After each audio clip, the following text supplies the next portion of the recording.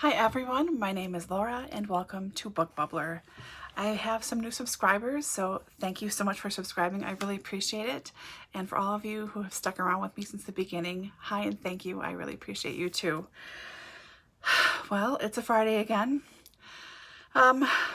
It's been a week, hasn't it? I am finally looking to start opening my practice again and getting people scheduled.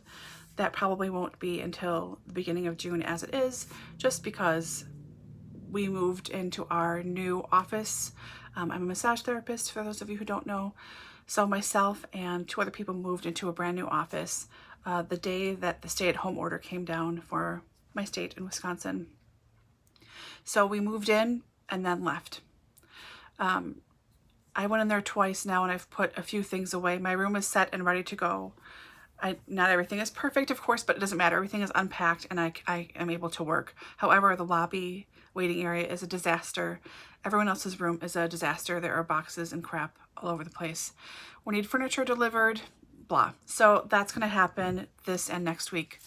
And then I can start working again and actually have an income for the first time in over 2 months. That will be nice. So enough about that. For books, I am judging the Booktube Prize. I've got nonfiction this round. I know that the prize, we have to rank everything, and that's all due, I think, this Saturday at 5, by 5 p.m. I have one whole book to read. So once I get going on that, I think I'll have a pretty good idea of how I will rank my 6. Otherwise, I'll have to just speed read and get everything done. I will say, and I think I've said this before too, but this has been a terrible subject matter round for the prize, for the timing. I mean, it would be a bummer of a deal regardless of the time, but to be stuck in what turned out to be a pandemic and all this craziness in the world shutting down, which, fine, it would be crazy whenever, but then to also have to read 6 books about abuse and violence and ISIS and how we're environmentally screwed, that's an extra tough thing. So anyways, I have one book to finish. That's my job for the rest of today. I'm filming on Thursday, today and tomorrow, to wrap things up. So I have been purposely reading things that are light and distracting to try and calm my brain down because nightmares are real. Yeah. Anyways, so I read 5 books this week. I can talk to you about 3 of them. So here we go. First up is Death Beside the Seaside. This is by T.E. Kinsey. This is the 6th or 5th in the 6th in the Lady Hardcastle mystery series. Fairly cozy, I would say. This round finds Lady Emily and Flo, her little servant here, that they're more friends than, anything else. They are taking a holiday at Weston-super-Mare, and the hotel they're staying in seems to be filled with people from all different nationalities and no real English people. And it comes out that everyone there is a spy. And they're all spying on each other, but then one person gets murdered and there's a strongbox that this person had under their bed. That strongbox is missing. And then the next day someone else gets killed, and then there are marks under the bed where the strongbox clearly was. So Lady Hardcastle and Flo get called into service by her brother, who works for, I think, MI5 or MI6, I'm not sure which, to help investigate and solve these murders. So their holiday turns into an investigation, which is fairly typical for these two, I suppose. So I was not surprised by who did it. I was not surprised by revealing who was who and who was a spy for which country and where people were kept, and none of that surprised me, which maybe it should have, but it didn't. It was still a lot of fun. I really like Lady Hardcastle. I really like Flo, their sense of humor. You hear more about their lives together, their past together every time, so that was always fun. So 3 stars, solid 3 stars, really enjoyable and fun, and I look forward to the next one. I'm not going into reading these books either for some huge reveal, shocking, suspenseful. I just want a light, something to keep me entertained, Speaking of light, after finishing a really brutal section on domestic abuse in one of the books I was reading for the Booktube Prize, my brain couldn't take anything anymore. I needed something like straight up candy to be able to sleep that night, quite frankly. So I picked up the next in the Virgin River series by Robyn Carr. These are contemporary romances, fiction, women's fiction-ish. So I didn't read all of this. This is a bind-up of 2.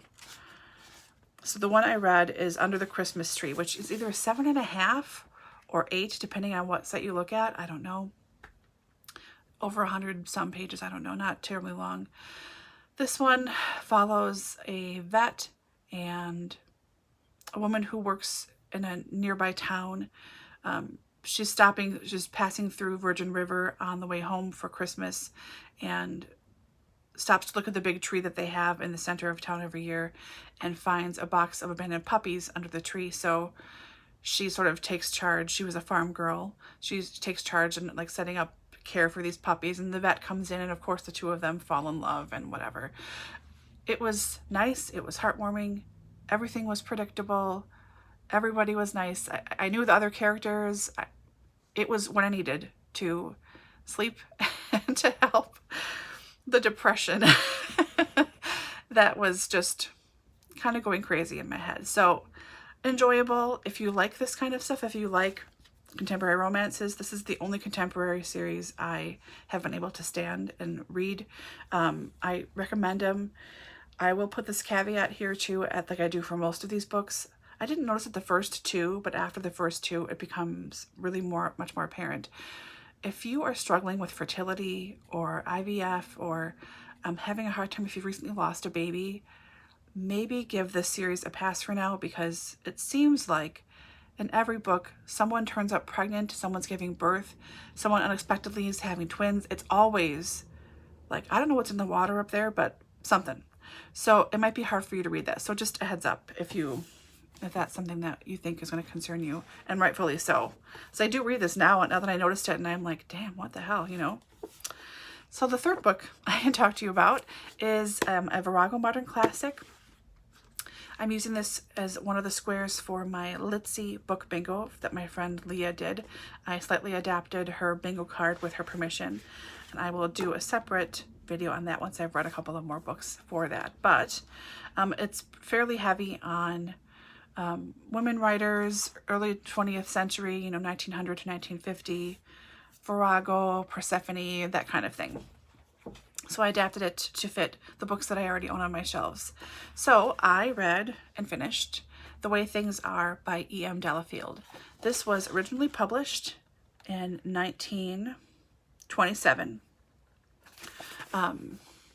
So we follow a woman named Laura, which instantly delighted me because there are not a lot of Lauras out there in literature. There are Lauries and Laurels, Lorens, but there aren't a lot of Lauras. I know Laura by Vera Caspary, the book, which the classic noir movie is based on, which is fabulous, by the way. But I don't know of a lot of other Lauras. So immediately, this was like 4 stars just because we share the same name. Maybe that's petty, I don't know, but that's true. So we follow Laura and her husband, her 2 young sons, in their country house. They seem like they have money, but they really don't. They're very poor. This, I think, was set in the 20s, between the wars. And so it's about her life and what she thinks. And her marriage is fine, but it's nothing fantastic. Her husband seems to be more concerned in the garden and with farming than with the children or with her. And she's realizing that the relationship is not what she thought it would be. I mean, they married and they're fond of each other, as she always says throughout the book. She's fond of Alfred. But, there's no romance there. There's no real love there, but they have affection for each other. And they have 2 sons. The youngest one, or the oldest, seems much more capable and seems like a traditional older brother. And the younger brother, Johnny, is the favorite and spoiled. And even though Laura knows she shouldn't feel that way, and she should temper her reactions to both of the children appropriately so they aren't aware, but it's apparent to everybody, and she can't seem to stop herself treating her children differently.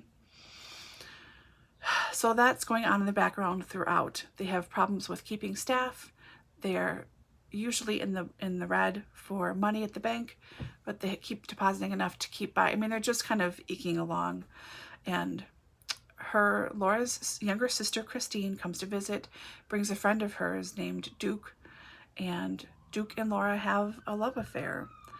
I think they sleep together once, but it's mostly like chaste kissing, hand holding, and like fervent talk about how much they adore each other. It's that kind of love affair, not, you know, hot and heavy, that kind of stuff. It's of the time for a love affair. Do you know what I mean? So Laura falls in love with Duke slowly at first, and she doesn't want to, but she realizes that she does. They write to each other and try to meet up, and Duke tries to convince her to leave her marriage because she is unhappy. And her thing is, but the children, but I'm fond of Alfred. That's all she ever says in response. Her younger sister eventually marries a very rich person, and the book ends just after her wedding. But the book is just about Laura, told from Laura's point of view. So it is a very interior novel. There's a plot here, but it's not a huge plot. I mean, I really enjoyed it though. I really like books where you're really in somebody's head. How would I keep saying really? I enjoy books where you're really, gosh darn it, I'm going to say it anyway, screw it, where you're really with someone. I mean, you understand how they think and why they think. They explain things, you know, you see them from their point of view.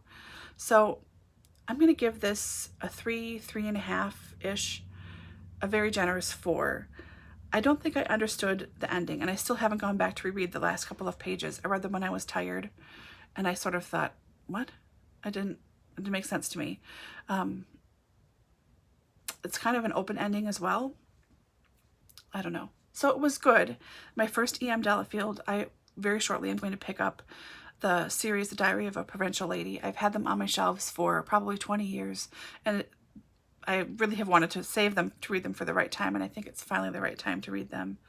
Of course, that's all subjective in my brain, but so I'll be reading those shortly, but I liked this. It was good. It's my first Virago, I think, or second or third. I haven't read many, but I like them. I will say, I forgot about this. One of the side characters who is just a little younger than Laura herself, Laura I think is 31 or 2 or something. So her neighbors are the Kingsley Browns, and their daughter is about the same age as Laura, and she's a real strange woman, very arrogant and snobby, but her name is Bebe. B-E with an emphasis, B-E-E with an emphasis on the first E. So it's like 2 emphases. What are those dashes called? My English major brain can't take it. But so it's Bebe. And all I could think of was Schitt's Creek and Moira saying like, oh, the Bebe, you know. So every time you hear Bebe would come up, I would just sort of smile and chuckle to myself because I just pictured Moira. Anyways, so that's that. And that's all I've got for this week. So I am going to, as I said, finish up my Booktube Prize reading today or tomorrow, get that ranking in, and then I will film my ranking reaction video shortly afterwards so I can get that up and scheduled to be posted. Oh no, I have another week. I'm a week ahead of myself. I don't have to have anything submitted until the 30th, I think, of May. Oh, good, I have another week. I don't have to cram a 400-page book in. Anyways, I'll read that this week and film my reaction video and get that posted for after June 1st. I would like to get more read in The Witcher and finish up that book because that's been really bothering me, taunting me as I'm reading other stuff. Like, read me over here. And yeah, I'll see what happens. I know I signed up to be placed in the next round for the Booktube Prize as well. So I'm assuming that the week after next, I will get another 6 books assigned to me. I don't know if it'll be fiction or nonfiction, but I'd like to get some free reading time in while I don't feel like I have to, like that pressure, like homework, you know, and finish up some stuff, read some things I really want to read, and just enjoy myself. Hopefully the sun will stay out. The sun is shining. It's about 68, 70 degrees today. Breeze. It's beautiful. So I think I will read outside this afternoon with my horribly depressing book. Maybe that will help even out what's actually happening on the page. Anyways, I hope you are all doing well. I hope you're staying safe, and as you venture out into the world, you know, keep your distance, be polite, be kind, be gracious, and take care of yourself. Read something fabulous. How about that too? And I will see you all soon. Bye.